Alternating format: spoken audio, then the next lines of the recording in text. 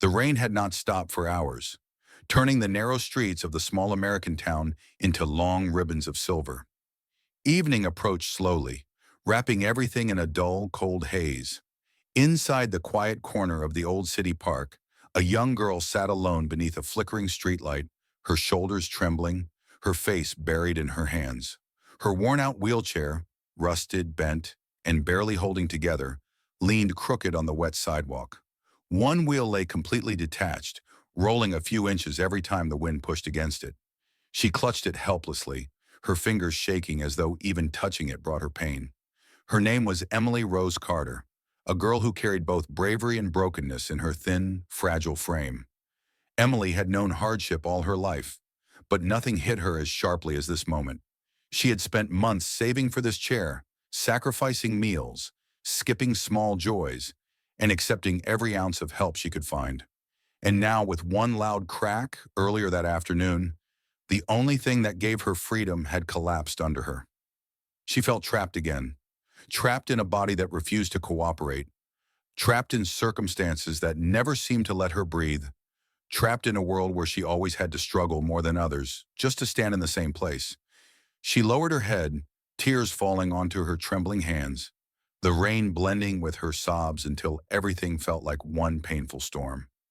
If you believe kindness and second chances still matter in this world, please like, comment, share, and subscribe to the channel. It truly helps stories like this reach more hearts. The streetlight flickered again, humming faintly. Emily swallowed hard and tried to lift herself, but her body gave way, and she collapsed back into the broken frame. The pain was more emotional than physical. Her world felt so small, so unfair, so overwhelming. She wasn't crying because the wheelchair broke. She was crying because everything always broke on her. Her hopes, her plans, her efforts. Every time she tried to rise, life pushed her down again. Across the street, a man stepped out of a rundown convenience store with a grocery bag in one hand and a small child holding tightly onto the other. Michael Anderson, a single father working double shifts at a mechanic shop, was exhausted from the long day, but he kept a gentle smile on his face for his son, Noah, who was happily chattering about superheroes. They were headed home for a simple dinner, hoping to steal a few minutes of peace before bedtime. As they neared the corner, Michael noticed the faint outline of a girl sitting in the shadows. Something about the shape of her figure made him pause. Her shoulders shook. The wheelchair beside her looked twisted and useless. He felt a deep pang in his chest, the kind that only people who have experienced hardship recognize instantly in others. Life had taught him to see pain even in silence, to sense suffering even when hidden. He gently squeezed Noah's shoulder and motioned for him to stay close as they approached. When he got near enough to see the tears on Emily's cheeks, something inside him cracked open. He didn't know her. He didn't know her story, but he knew what it meant to be stuck, physically, emotionally, financially. He knew what it meant to need help and have none.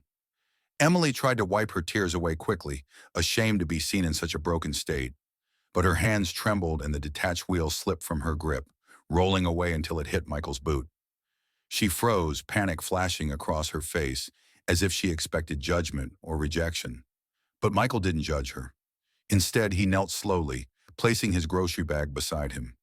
His hands, rough, scarred, and calloused from years of hard labor, picked up the wheel gently as though it was something precious. He examined it, eyes narrowing in that familiar mechanic's concentration. Emily watched through blurred vision, unsure what to think. People usually avoided her, or stared with pity, or pretended not to see her at all. But this man was quiet, calm, and kind in a way that made her chest ache. Carefully, Michael pushed the wheelchair upright and tested the broken axle. The rain soaked through his clothes, dripping down his face, but he didn't seem to care. He was already working, his fingers twisting, adjusting, tightening, checking angles and pressure points. Noah stood beside him, watching with wide eyes, occasionally glancing at Emily, as though she were someone important, someone worth helping, not someone broken. Minutes passed and Emily's breathing steadied. She didn't trust hope easily, but she watched silently as this stranger put every ounce of concentration into fixing something that wasn't his. Michael's mind worked fast, calculating solutions. The chair was in terrible condition. Cheap parts, thin metal, years of wear. But he also saw potential. It wasn't impossible. It just needed hands willing to try. With a deep breath, he gripped the wheel's worn metal frame and began forcing it back into place. The sound of groaning metal echoed in the empty park, long and rough. Emily flinched, afraid that the pressure might break it more. But Michael wasn't breaking it. He was bending it back into alignment, his muscles strained, his arms trembling from the effort. Rain ran down his forehead, blurring his vision. His fingers slipped once, scraping hard against the axle, leaving a thin cut. But he didn't stop. He kept going, pushing, twisting, reshaping the stubborn metal by sheer strength and determination. Emily watched in stunned silence. She had never seen anyone fight so hard for her, especially without knowing anything about her. She had lived a life where help came rarely, if ever. Seeing a stranger battle the rain to fix her broken chair felt surreal. Finally, with a loud metallic click, the wheel snapped back into place. Michael exhaled sharply, but he wasn't done yet.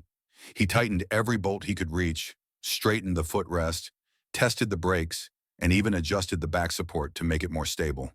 The rain-soaked ground around him became scattered with pebbles, dirt, and pieces of worn metal he had removed. When he finally stood, his hands were trembling, red from strain, knuckles scraped, but his expression was calm. He stepped back slowly as Emily stared at the wheelchair, whole again, usable again, giving her freedom again. For a moment she couldn't breathe. Her heart pounded. Her chest ached with overwhelming emotion. It was more than a wheelchair. It was hope. It was dignity. It was her life, restored by a stranger's bare hands. She placed her hands on the handles and tested it. It rolled smoothly. The wheel held steady. The chair didn't squeak or wobble. It felt better than it had in months. Emily broke into tears again, but this time they weren't tears of despair. They were tears of gratitude. Her shoulders shook as she tried to contain the overwhelming swell of emotion inside her chest. She wasn't used to kindness, not like this. Not the kind that demanded nothing in return. Michael felt warmth in his chest as he watched her reaction. He knew what it meant to feel helpless. He knew what it meant to desperately need a miracle and rarely get one. Tonight, he wanted to be the miracle for somebody else. Emily slowly lifted her head. The way she looked at him, full of disbelief, gratitude, and fragile hope, was enough to make his throat tighten. He nodded lightly, giving her the reassurance she didn't know she needed. Noah stepped forward and handed her the small packet of cookies he had been holding since they left the store. She hesitated, but the boy insisted with a shy smile. Her own smile, small, trembling but genuine, returned. It was a simple gesture, but for Emily, it felt like the universe finally remembered her. Michael finally spoke softly, promising that whenever she needed help, whenever something broke, whenever the world felt too heavy, she wasn't alone. Emily held those words close, as though they were more precious than anything she had ever owned. They exchanged names. They exchanged stories. Emily shared pieces of her life, how she had lost her parents, how she lived in a small assisted living home, how she struggled to stay independent despite her condition. Michael shared how he was raising Noah alone after losing his wife to illness, how every day was a battle to stay afloat, but how every moment was worth it for his son. As the rain eased and the clouds slowly drifted apart, something changed in the small park. The world didn't look so dark anymore. The streetlight no longer flickered as harshly. The cold didn't bite as sharply. For a brief moment, everything felt possible. Emily sat in her restored wheelchair, rolling it gently back and forth, marveling at the smoothness. It was like experiencing freedom all over again. Michael saw the spark in her eyes, the one life had nearly crushed, and he felt something deep inside.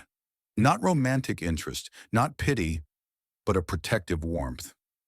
A sense that maybe this moment meant something bigger than any of them understood.